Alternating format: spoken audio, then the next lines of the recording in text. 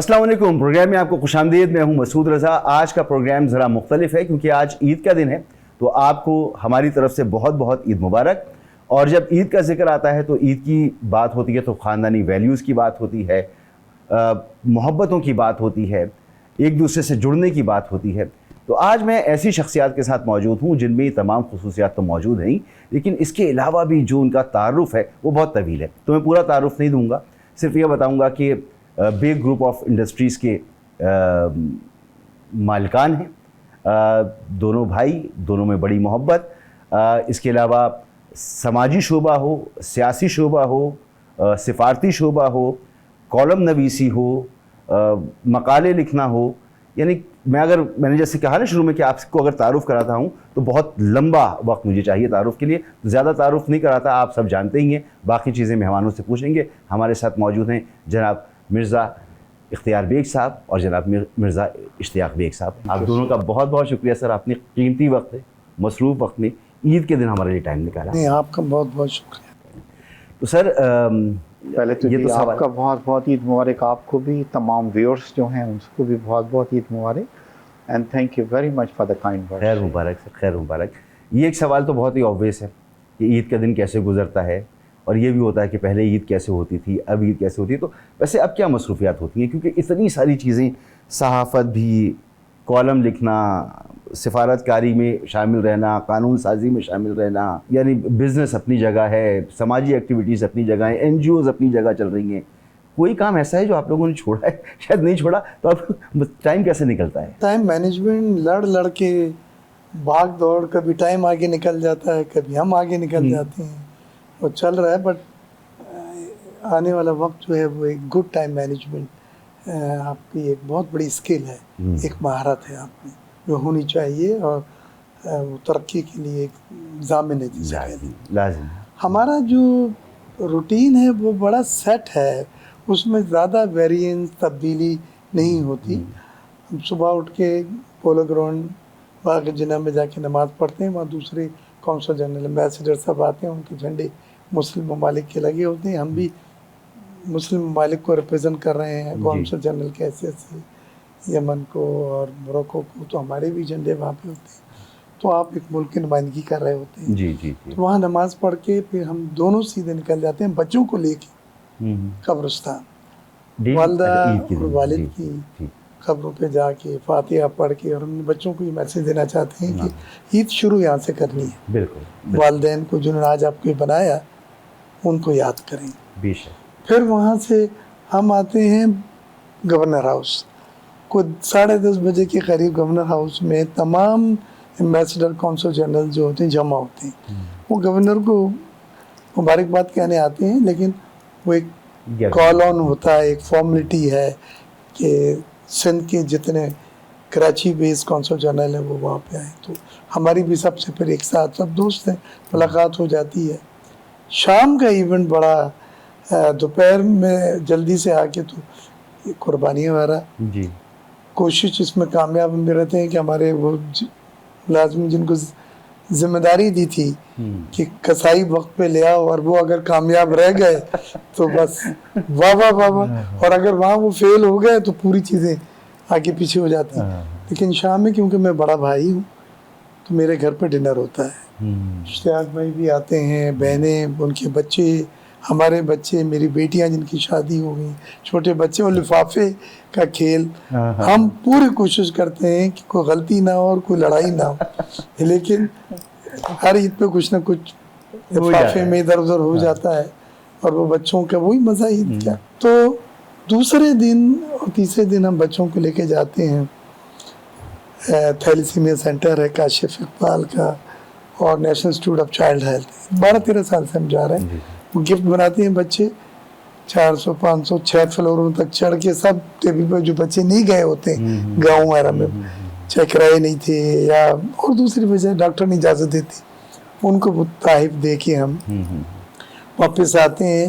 لیکن یہی وہ جب میں نے ابتدا کی تو یہی ویلیوز ہیں جو خاندان میں بڑوں سے بچوں میں منتقل ہوتی ہیں کہ ٹرینڈ کچھ بھی چل رہا ہو. یہی میک اے وش میں بچے آئے ہوئے ہوتے ہیں، اور ان کی بڑی منفرد خواہشیں ہوتی ہیں. کسی کی خواہش ہے کہ بکرا چاہیے ہمیں، کیونکہ گلی میں یا محلے میں سب کے یہاں بکرا ہے اور ان کے یہاں نہیں ہے مالی مشکلات کی وجہ سے اور واٹ ایور.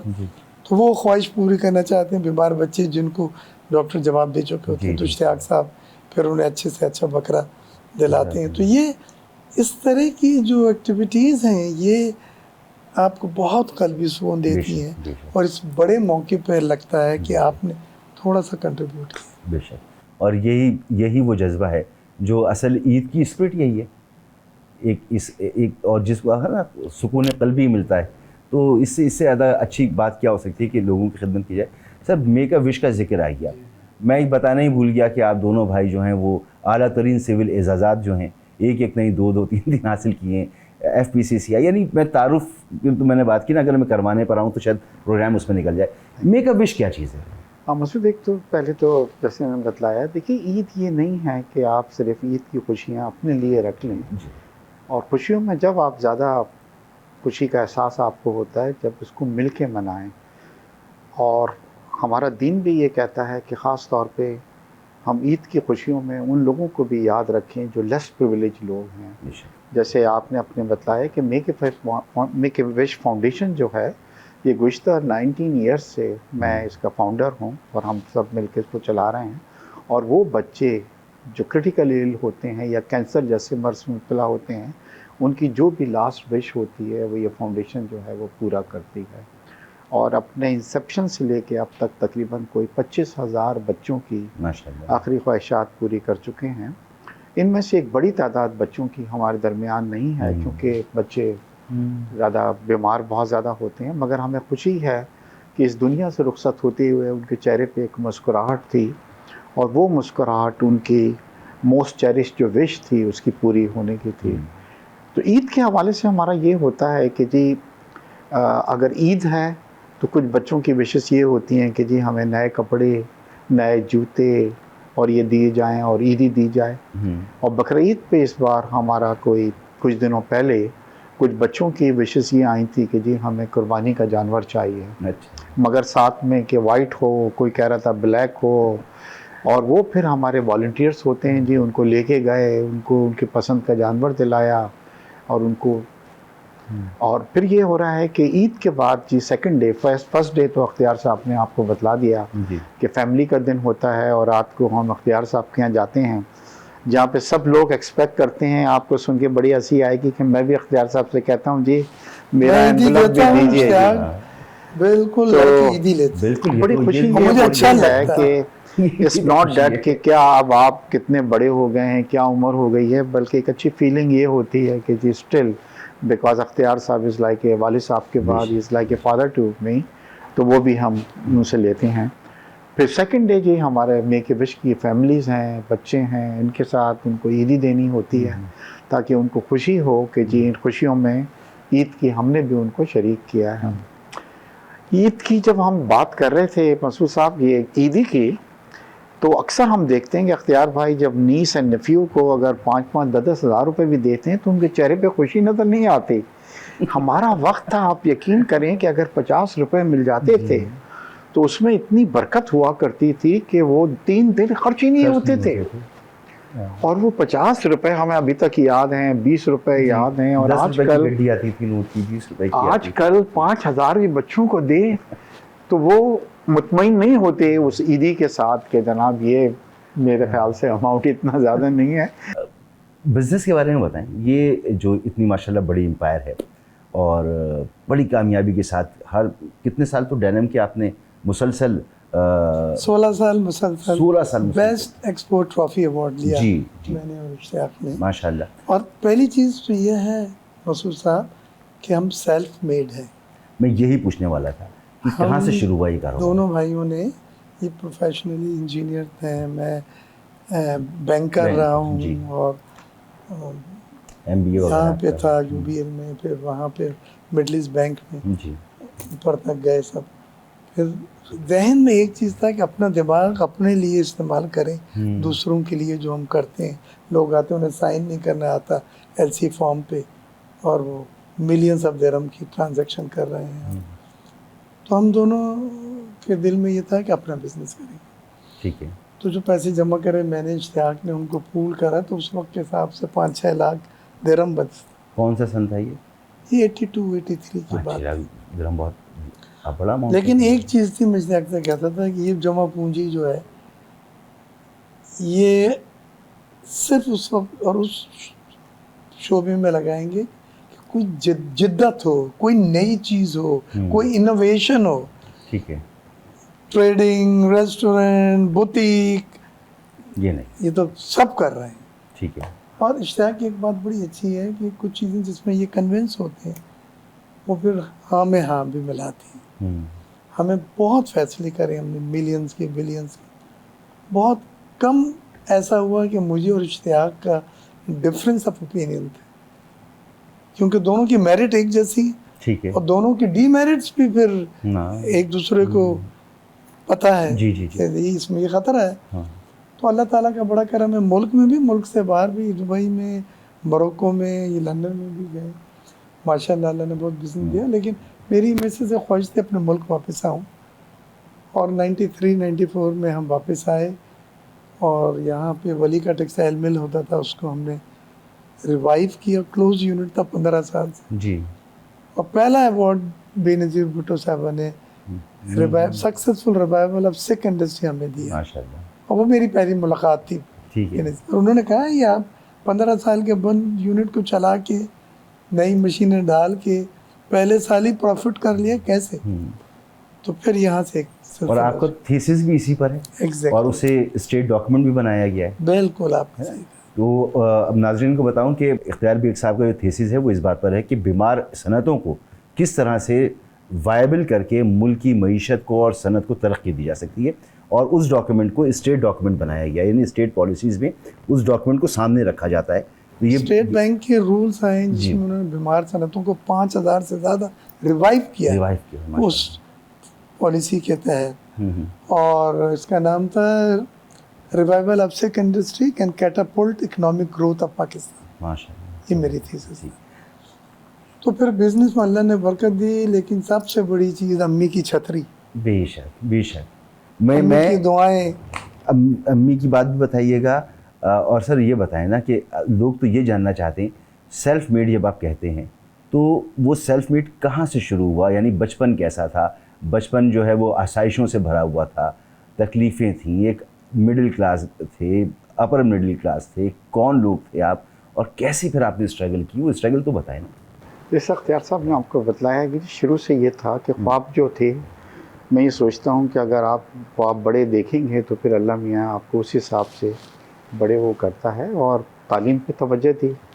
والدین ہمارے جی انڈیا سے مائگریٹ ہوئے تھے اور پڑھے لکھے تھے، تو اس وقت ہمیں بڑا ہمیشہ ان کے یہی تھی کہ تعلیم پہ بہت زیادہ توجہ تھی، اور پھر ماشاءاللہ اچھی تعلیم حاصل کی۔ میں نے MBA کیا، اختیار صاحب جو ہے وہ سینئر بینکر تھے، اور پھر جو شروع ہوا تو اگر نیتیں اچھی ہوں تو پھر اللہ میاں اس کا وہ بھی دیتا ہے۔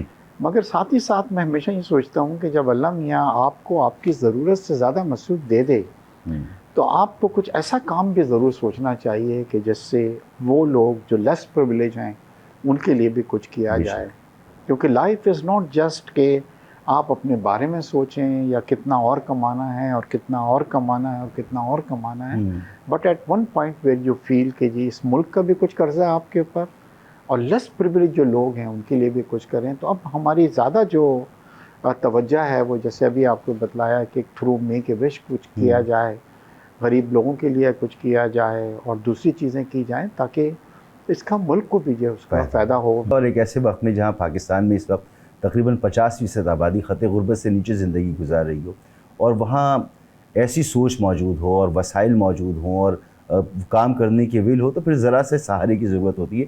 ایوانوں میں موجود ہیں لیکن سرکاری سرپرستی تھوڑی بہت بھی حاصل ہو تو ایسے لائک مائنڈڈ شاید آپ اور بھی لوگوں کو جمع کر کے بہت کچھ کر سکتے ہیں، تو یہ بہت اہم بات ہے۔ واپس آؤں گا ایک بریک کے بعد اور پوچھوں گا کہ دونوں بھائیوں کا، امی کا ذکر ہوا نا، تو امی گھر میں پیار سے کچھ نہ کچھ تو کہتی ہوں گی نا، یہ نام تو ہم جانتے ہیں، شاید بتا دیں ہمیں، ایک بریک کے بعد پوچھتے ہیں۔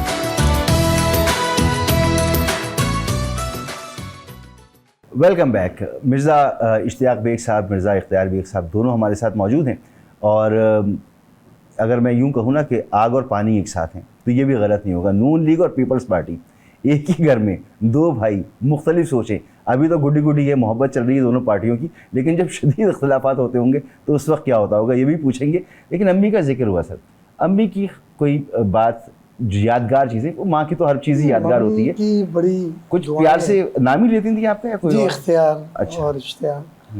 اور ایک بار میں انہیں عمرہ کرا رہا تھا تو ہمیں روک دیا, وہاں کے پرنس آئے, وہ اندر گئے اور تو آپ روک گیا. تو میں نے پوچھا کہ کیوں؟ اس نے کہا جی غسل کعبہ ہو رہا ہے اور یہ یہاں کے پرنس ہیں اور جب تک یہ نہیں ہوگا تو میں نے امی سے کہا میری بھی بڑی خواہش ہے میں اندر کبھی جا کے دیکھ سکوں خانہ کعبہ کو. اور یہ بات ختم ہو گئی. پھر وہ چلے گئے. پھر تو آپ شروع ہو گیا. 2.5 سال کے بعد سعودی کونسلیٹ سے فون آتا ہے کہ جی آپ دونوں بھائیوں کو غسل کعبہ کے لیے رائل گیسٹ, واہ واہ واہ, شاہی مہمان, ماشاء اللہ. اور آپ ویزے کے لیے پاسپورٹ بھیجیں, جلدی سے جانا ہے. تو بس میں تو پہلے امی کے پاس بھاگا گیا, پیر پکڑ لیا میں نے کہ مجھے پتہ ہی نہیں کہ ماں کی دعا اتنی, میں تو بھول گیا تھا. 2.5 سال کے بعد وہ چیز. بے شک. اور پھر ہم گئے اور وہاں غسل کعبہ میں ہم نے اندر شرکت کی, خانہ کعبہ کو دھویا اندر سے, ہمیں تحائف ملے زمزم اور دوسرے ملبل وغیرہ کے ساتھ لے کر آئے ہم. تو ماں کی دعا کی تو کوئی بیریئر ہی نہیں. نہیں, بالکل بالکل بالکل. اور وہ رات کو اٹھتی تھیں تہجد وغیرہ پہ, تو وہ بڑی شدت سے. میں اور اشتیاق ویسے اللہ کا بہت کرم ہے, شکر. لیکن ہم بہت غریب ہو گئے امی کے جانے کے بعد. بالکل آپ درست کہہ رہے ہیں کہ یہ تو فیلنگز ہی الگ ہیں. اور دیکھیں جب ذکر ہوا نا کہ نماز پڑھنے کے بعد فوراً قبرستان جاتے ہیں اور قبروں پہ فاتحہ خوانی ہوتی ہے, تو اگر ماں باپ کا سایہ نہ بھی سر پہ موجود ہو تو ان کی دعائیں جو ہیں نا وہ آپ کے نصیب میں ہیں. آپ ان کے لیے فاتحہ خوانی کریں. پریشان ہوتا ہوں, میں سیدھا قبرستان بھاگتا ہوں. ایگزیکٹلی. مسئلہ ہوتا ہے سیدھا امی کی قبر پہ, والد کی قبر پہ, وہاں باقاعدہ باتیں کر کے آتے کرتی ہیں, ہیں. بہت سکون ملتا ہے. اور اللہ تعالیٰ نے بہت موقعوں پہ وہ مسئلے حل کرائے. بے شک بے شک بے شک. سر آپ بتائیے کوئی یادگار واقعہ امی کے ساتھ. بس پہلے تو میں ہمیشہ یہ بلیو کرتا ہوں کہ یہ نہیں کہ آپ نے بہت اچھی ایجوکیشن حاصل کر لی, یا آپ نے بہت زیادہ محنت کر لی, یا آپ بہت اسمارٹ تھے, یا آپ بہت زیادہ انٹیلیجنٹ تھے. ماں باپ کی جو دعائیں ہیں وہ آپ کی لائف میں بہت امپورٹنٹ رول پلے کرتی ہیں. اور ہم دونوں بڑے خوش نصیب تھے, کیونکہ ہم جب بھی اپنی فیکٹری سے آتے تھے, مل سے آتے تھے, تو امی کے ہم پیر دبایا کرتے تھے, اور وہ جو دعائیں دیتی تھیں. تو آج اگر کوئی مجھ سے پوچھتا ہے کہ راز کیا ہے, کہ اللہ نے ہمیں ہماری ضرورت سے زیادہ شکر نوازا ہے, اور اس کے لیے ہم جتنا اس کا شکر ادا کریں, اور اس کا کریڈٹ ہمارے والدین کو جاتا ہے کہ جو ہم نے حسرت کی وہ پوری ہوئی. اور والدہ ہمیشہ بیٹھ کے دعائیں ہمارے لیے کرتی تھیں. تو جو لوگ دیکھ رہے ہیں ان سے بھی میری یہ درخواست ہے کہ ماں باپ بہت بڑی نعمت ہیں, اور خدا کے واسطے اس نعمت کو جب وہ نہیں ہوں گے تو آپ بڑا مس کریں گے. تو جتنی ان کی خدمت کر سکتے ہیں کریں, جتنا آپ ان کو خوش کر رکھ سکتے ہیں آپ رکھیں. اور ان کی دعائیں, میں نے ایسے ایسے لوگوں کو دیکھا ہے, ارب پتی لوگ تھے بٹ والدین کی قدر نہیں کی, بدتمیزی کرتے تھے, یہ کرتے تھے, انہیں بوجھ سمجھتے تھے, اور آپ یقین کریں کہ اللہ برباد ہو گئے. بالکل. تو ماں باپ بہت بڑی نعمت ہیں, آپ ان کو کریں. آپ نے کالم کا ذکر کیا, تو امی جو تھیں ان کو بڑا شوق تھا پڑھائی کا, اخباروں کا. تو اختیار کے کالم جو ہے وہ اکانومی پہ ہوتا ہے, وہ منڈے کو آتا ہے, اور میرا انٹرنیشنل افیئرس کے اوپر ہوتا ہے, دیٹ از آن وینسڈے. تو ایک دن مجھے بولتی ہیں لکھتا بہت اچھا ہے مگر میرے سمجھ میں نہیں آتا, اکانومی ہوتی ہے ہمیشہ یہ بلینز کی اور ملینز کی بات کرتا ہے, تمہارے کالم میرے سمجھ میں آ جاتے ہیں کہ کیا چیز ہو رہی ہے. شی واز ویری سویٹ جی, ان کی کمی بڑی محسوس ہوتی ہے ان کی. اور نہیں, ہم امی کو انوالو کرتے تھے. جیسے میں ٹی وی میں انٹرویو جا رہا ہوں تو میں جلدی سے فون کیا, امی لگائیں پی ٹی وی, یا امی لگائیں جیو, امی لگائیں بول, اور ٹائم نہیں ہوتا تھا بند, تو جلدی سے نکال. پھر پروگرام جب ختم ہوتا تھا میں کال کرتا تھا, دیکھا تھکا لگ رہا تھا. امی پورے دن, پھر یہ ٹی وی, تو تھکنا تو لگنا تھا. اب ہمارا ماشاء اللہ بجٹ سیشن شروع ہو رہا ہے. میں standing committee on finance revenue کا ممبر ہوں, कॉमर्स का मैं मेंबर हूँ। सर एक बात कहता चलूँ आपकी गुफ्तगू से, क्योंकि इतनी दिलचस्प गुफ्तगू है ना, तो वो जो बात कही ना कि आप कितना भी तालीम हासिल कर रहे हैं, पढ़े लिखे हों, लेकिन अगर तरबियत आपको अच्छी नहीं मिली है तो आप दुनिया में कामयाब नहीं हो सकते कभी भी। तो ये माँ की तरबियत, बाप की तरबियत, घर की तरबियत है मेरे जो नज़र आती नज़दीक है। रिचनेस मसूद वो है जो अखलाक में आप अमीर हो। बेशक कितना बैंक बैलेंस है, कौन सी गाड़ी चलाएंगे, ये रिचनेस नहीं है। बेशक अमीरियत है आपका अखलाक, अखलाक है, कि कितने डाउन टू अर्थ हैं बेशक। कुछ होते हुए भी। बेशक। तो एक ब्रेक मुझे लेना है, एक ब्रेक है।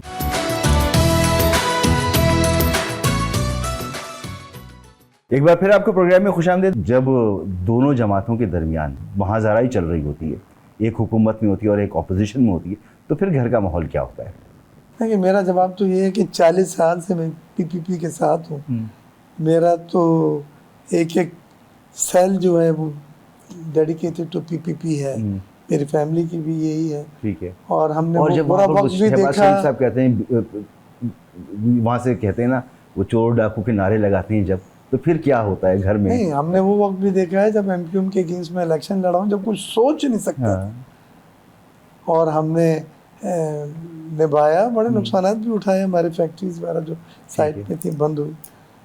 लेकिन अगर नज़रियाती आप हैं, किसी पार्टी के साथ सियासी वाबस्तगी है आप, ठीक है।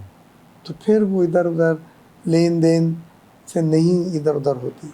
सही। मुफ्ती साहब ज़्यादा अच्छा ये भी है कि पॉलिटिक्स को हम घर में डिस्कस ही नहीं करते। नहीं, मगर जब वहाँ से यहाँ जरदारी साहब कहते हो कि ये दोनों भाई सिक्योरिटी रिस्क हैं, तो फिर ये खाने के वक्त बात तो होती होगी ना कि मेरे लीडर को सिक्योरिटी रिस्क है। ज़्यादातर हम लोग अवॉइड ही करते हैं कि रादर देन पॉलिटिक्स हम आपस में डिस्कस करें। I wish him good luck. ठीक है।